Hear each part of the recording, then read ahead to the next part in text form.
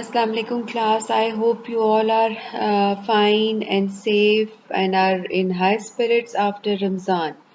So we start a new topic today, which is communication and health education. Now, before we start with the topic of health education, we should know what is communication.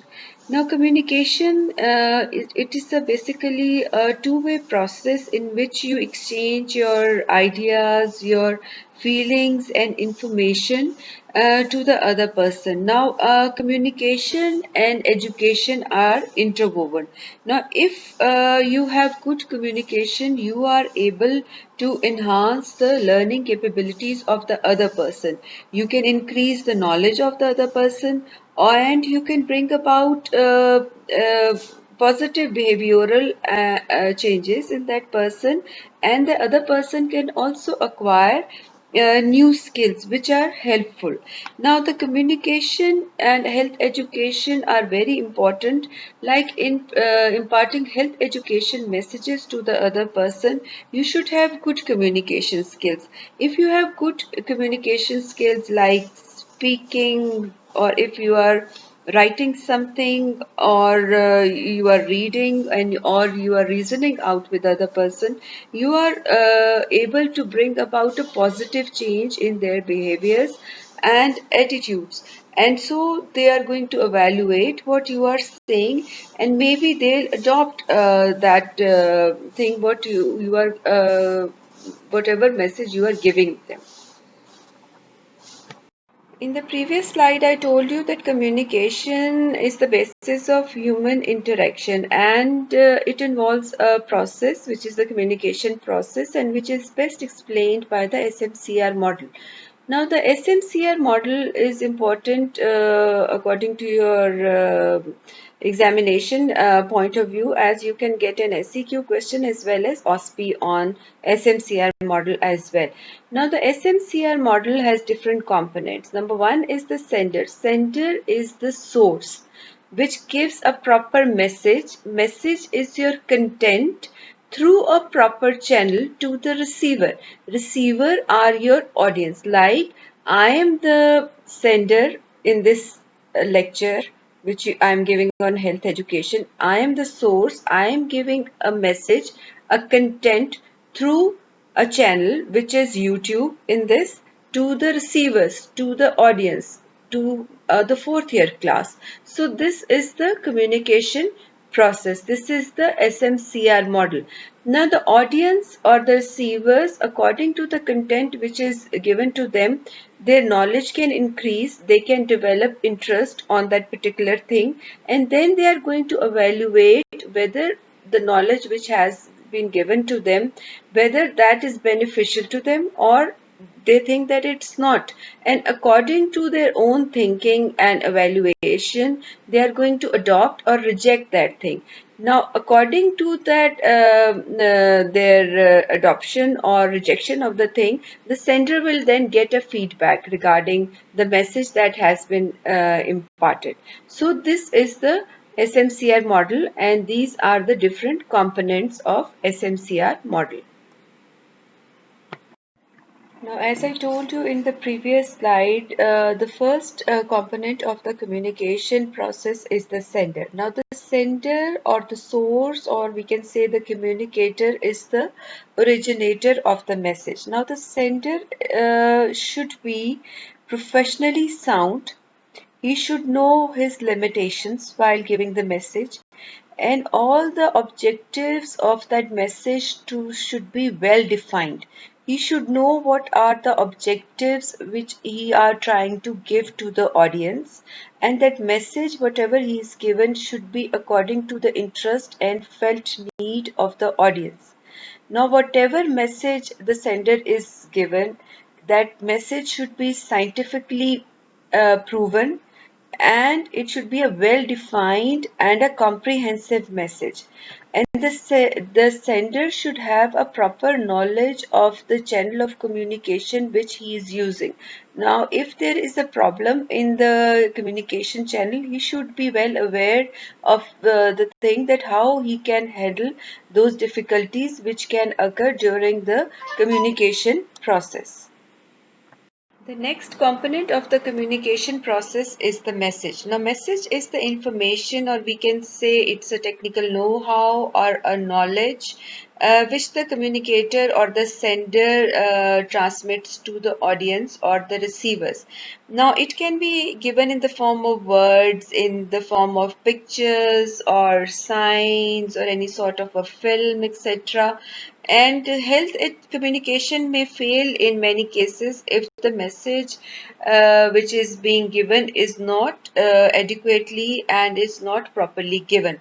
Now, the qualities of a good message are that the good message should be in line with the objective.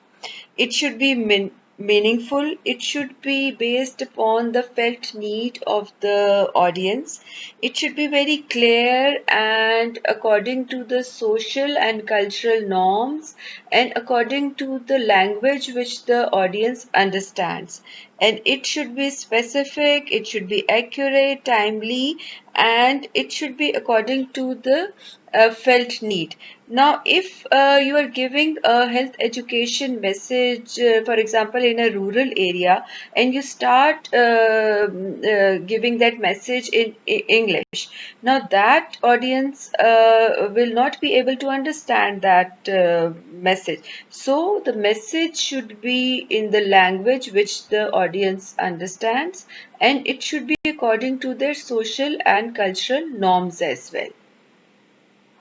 Now, the next component in the communication process is the channels of communication. Now, the channels of communication, they act as a bridge between the sender and the audience through which the message is given to the receivers. Now, there are three types of channels of communication. There is interpersonal communication, which is face-to-face communication, which is a very direct and a persuasive and an effective form of communication, but mostly it helps on one-to-one basis.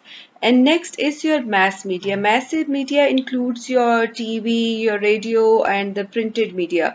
Now, the mass media has the advantage of reaching a relatively larger community or a larger population in a short period of time as compared to other means. Now, like nowadays, as in COVID epidemic, you see many health education messages on television. So that is to educate a larger population in a shorter period of time. Next is your traditional or the folk media. Now, the folk media is used in the form of sometimes is used to impart health education messages in the form of folk dances or dramas or through singing, etc. So, every channel of communication has their advantages and their limitations as well. Now, in certain cases, if you want to demonstrate something, so only a verbal sort of communication will not be effective as compared to a verbal communication who is accompanied with a demonstration as well. So, for every form of health education, you have to choose different form of channels of communications to impart a good health education message to the audience. Next component is the receiver or the audience. Now, all the communications must have an audience, which can be a small group or it can be a large group of people. Now, there are two types of audience. Number one is the controlled audience, and the other is the uncontrolled audience. Now, the controlled audience is a homogeneous group which have a common interest, and the other uncontrolled audience is the free audience in which people just gather because of curiosity. So, like you are a controlled audience, as you are here to gain knowledge, as it is important for your examination point of view. So, it's difficult to cater the uncontrolled audience. So, controlled audience is good for the communication process to be effective. Now, the next topic is the types of communication. This is an important topic as it can be given in as a SEQ question in your exam. Now, there are different types of communication. Number one is the one-way communication or the didactic method.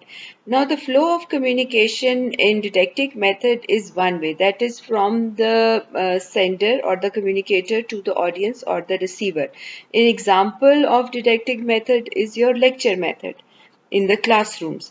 And the disadvantages of the didactic method are that the knowledge is imposed upon the audience and the learning is authoritative. There is very little feedback, or sometimes there is no feedback, and the participation of the audience or the receivers is very less, and it cannot influence the human behavior sometimes.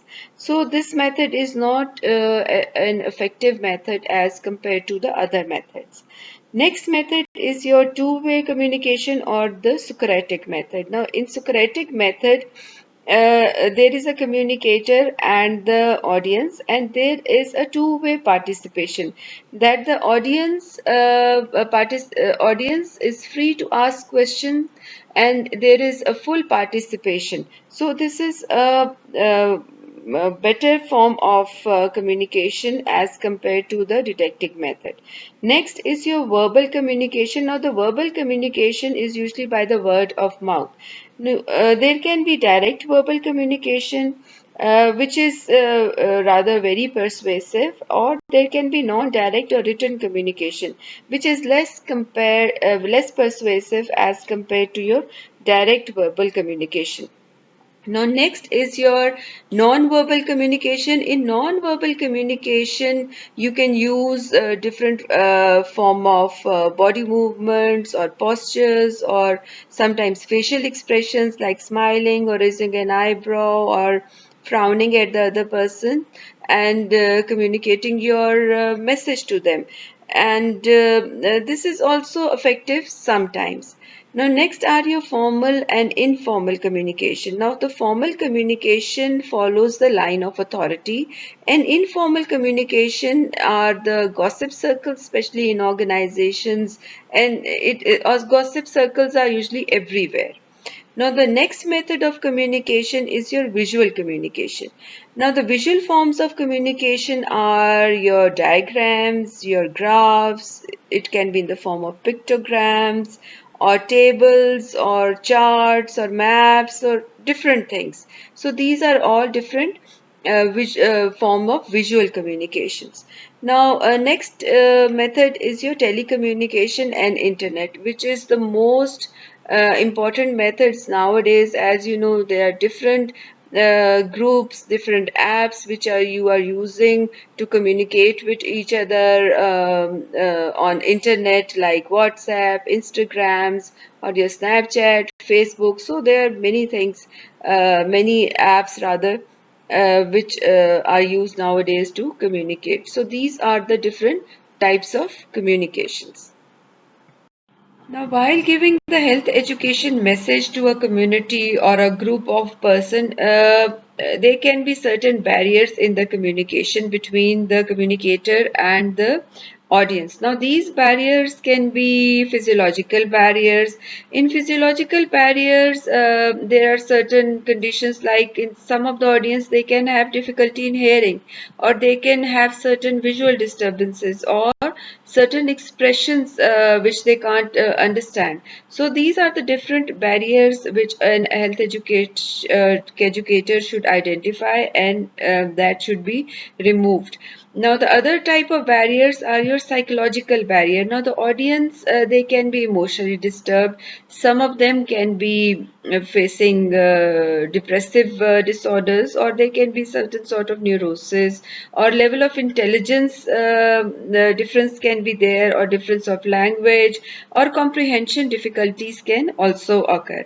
Now, the other type of barriers are your environmental barriers. Now, if the health educator is giving a message to a group of people and there is noise around, so that message will not be properly sent to that group. So that is also a sort of barrier. Or there can be invisibility due to storm or wind, or there can be congestion in that area. So these are all the environmental problems which can cause hindrance in communication. Or other type of barrier which can be faced are the cultural and social barriers, like illiteracy, level of knowledge and understanding, like different customs, beliefs, attitudes, or there can be difference in the religions, and social class difference or various cultural difficulties. So these are the different sort of barriers which can be faced during the process of communication. Now, a good health educator should identify that barriers and he should try to remove them so that a proper health education message can be given to the people. Now, next, as we know, health is the major concern of everyone in a society, and health communication is an important part of communication. Now, in certain cases, the health communication and the term health education are used synonymously. Now, coming to the functions of health communication or health education, number one, and the primary function of provision of health communication is to provide proper scientifically proven information to the people so that they should know what their health problems are and how they can maintain and promote their health. Now, providing proper scientific knowledge or information to the people, you can eliminate the social and the psychological barriers of ignorance, misconceptions, or myths among the people of a society relating to their health problems. And you can also increase awareness of the people so they are able to perceive their health needs. And you can also influence people to see what their unfelt needs are, and then their unfelt needs become their felt needs, and then felt needs become their demands. So correct information is a basic part of health education. Another function of health communication is the provision of education. Now, education of public is an important part of prevention and oriented approach to the health and disease problem. In all type of education, communication is very important, and with the help of education you can increase the knowledge of community or the society. Now, next is your motivation. Motivation, as you know, it is the power that derives a person to act from within. Now, when you motivate a person, that person develops interest regarding that particular thing, and then he tries to evaluate that thing and can reach to proper decision making.